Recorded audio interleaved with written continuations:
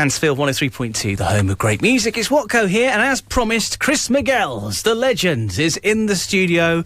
Known, of course, for his piano experience, composer from Mansfield, who is a piano virtuoso. He is a legend, and it's good to have him in the studio. We've heard him a lot on Mansfield 103.2 because we've sort of followed some of his big gigs he's done around the area, and of course, he brought his piano experience to Clipston Headstocks a few years back now, and that really caused a sensation. So good afternoon to Chris. How you doing? Good afternoon. So good to be here. Thanks for having me. Oh, it's just fantastic to finally get you into the studio, because we've spoken to you lots of times on Mansfield 103.2, and it really has been a whirlwind last few years for you, hasn't it? That is one way to describe it for sure. It all kicked off at the Clipston Headstocks. That was the album launch event, and I was sort of just expecting a few friends and family for one night, but that blew up nationally and worldwide. In fact, I think people flew in from Italy, from America, and all around the country. That it was a huge support to the local mining community that we have in Mansfield, and a real nod to our history and heritage. And the whole thing was just great, and it's been up and up and up since then. So it's an odd place. I say odd place, an interesting place to go and do a concert at the sort of winding room at Clipston Headstocks. But it's kind of kicked something off for you now. You're sort of known as the Banksy of the piano world, because you could turn up anywhere, you know, any building, you could be performing something special, and not just in concert halls. Well, that's right. It's the piano experience, is what I call the show. It's not just a piano concert. I really try and create an immersive experience for people. So the Clipston Headstocks, that was the winding room. So you have a 50-foot tall powerhouse that could never have been imagined for holding a concert, but with its own unique acoustics, which were, you know, really just out of this world, just natural acoustics in there that are mind-blowing. Such a unique place for a concert, with the history there as well. And yeah, recently the planetarium at Sherwood Observatory. Yes, of course. Now, you got 3 sold-out gigs there. First one took place this week, just a few days ago. You've got 2 more to come. Tell us about this, because this is very special, isn't it? It's incredible. This is a multi-million pound development that we're incredibly fortunate to have locally on the doorstep. And to put a concert in there was just, again, wild. A crazy idea, but what I'm finding it is people are just, there's a huge demand for it. People go bananas for it. That sold out the first night in 48 hours. And there was a wave of demand for a second night, so we put that out, and within 2 hours, tickets had sold out. A third night, and by that same evening, sold out again. And picture this, you've got a grand piano surrounded by candlelight floating through the universe, which is being projected 360 degrees around the planetarium dome that we have there. So I've never seen anything like it, never heard of anything like it, and it's really unique for us here in Mansfield as well. Once again, causing a stir. Now, before we talk more about, you know, the stuff that's happening at the moment, let's take you back a little bit, because you are from Mansfield. How did you get into playing piano? It was quite an early age, wasn't it? Sort of, yeah. I am from Mansfield, born and bred, Kingsmill, and I've lived here and grown up here all my life, and that's why sort of, you know, I try and keep opportunities coming back locally, like at the Clipston Headstocks and at the planetarium. I see these places and I think wonderful things of them, and then people are kind enough to make it happen with me, and then audiences.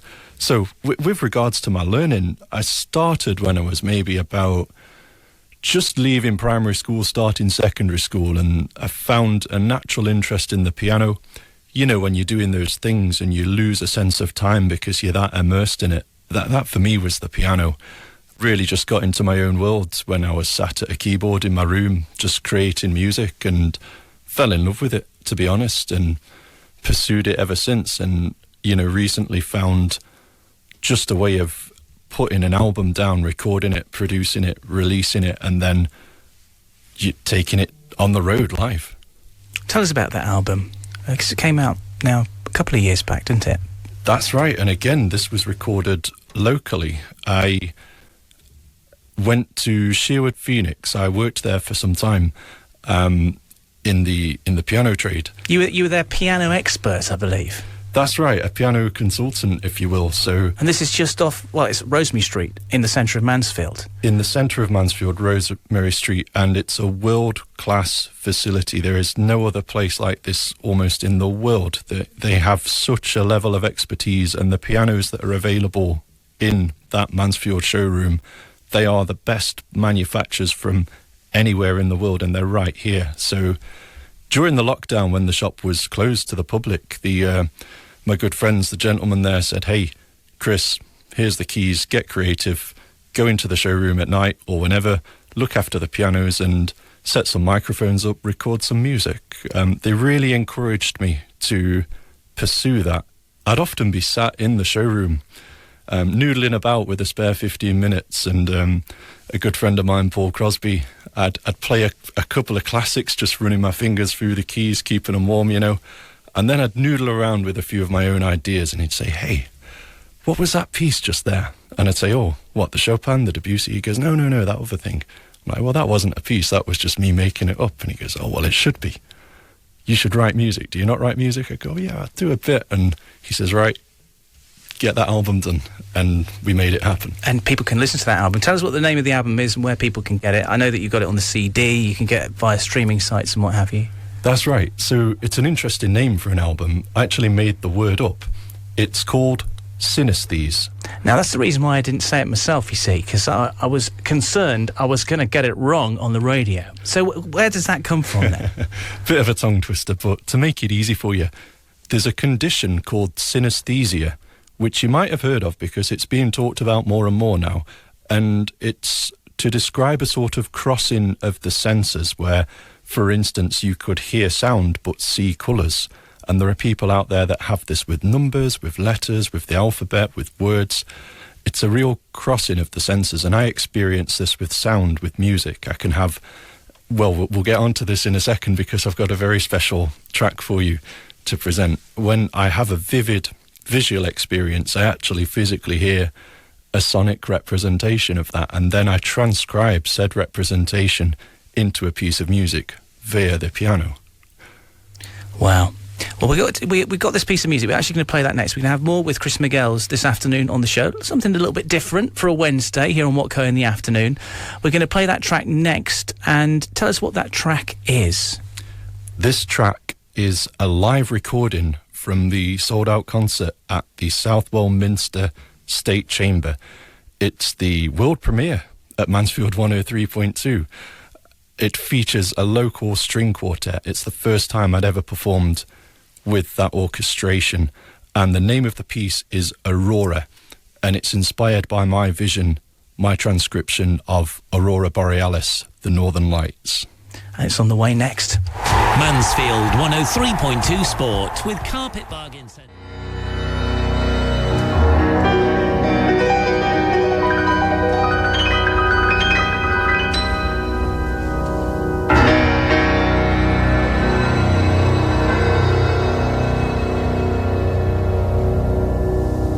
Mansfield 103.2, the home of great music. Chris Miggells there and Aurora live at Southwell Minster's State Chamber from an experience you put together not that long ago, and that is, I guess, a world premiere on the radio, isn't it? Thank you very much for allowing us to play that. Thank you for playing it, absolutely. It was mixed just this afternoon. My good friend Josh Blewett from another Mansfield business, capros.co.uk.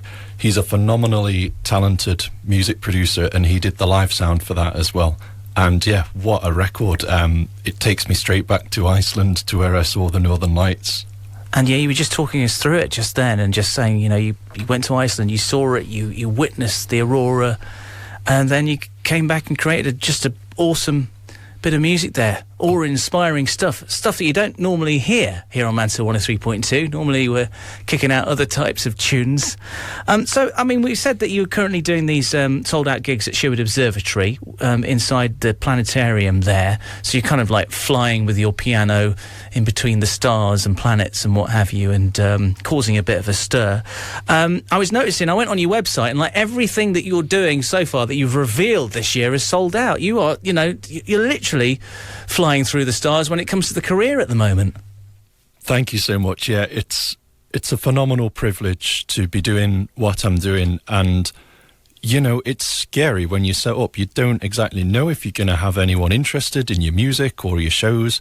And so when there's just such a tremendous response like that, it fills me with gratitude. So for anyone listening out there, thank you for your support, for coming to a live music experience. And I am going to be bringing more out soon. I've got some huge plans. I'm not in traditional like Banksy fashion. I can't quite reveal what I'm doing next, but keep your eyes peeled. You can find the album on Spotify. You can find me, Chris Miggells, on all social media, and I'll be dropping out little teasers, little hints, and we've got some incredible concerts to come. So thank you for your support so far, and I'm looking forward to seeing you at the next. This is going to be incredible spaces. That's all we can get out of you. You're going to be trying to find some places to play your piano that are going to just send people wild. You don't have to say anything else. I said I was going to squeeze you on air like a lemon or an orange, but I feel like I can't do that. Juicy. We're just going to, yes, juicy Chris Miggells. We're just going to have to wait and see. Keep looking at the website, chrismiggells.com, and of course on the socials as well. Chris is going to stick with us on the show. Going to have a further chat with him. I want to talk with him. I said that I was mentioning it to him about this whole sort of country thing that's going off at the moment in the charts, because it'd be interesting to see what Chris thinks of like what's happening in popular music at the moment. But we've got Supergrass on the way, and first let's see what's happening on those roads. Mansfield 103.2 Travel. Mansfield 103.2, the home of great music. Supergrass and All Right on this Wednesday. It's hump day. It's all downhill from here to the weekend. And in the studio with me, special guest today. Don't often have guests in, so it's really nice. Chris Miggells is here, and he was sort of enjoying that little track there, Supergrass. They banged that one out on the piano.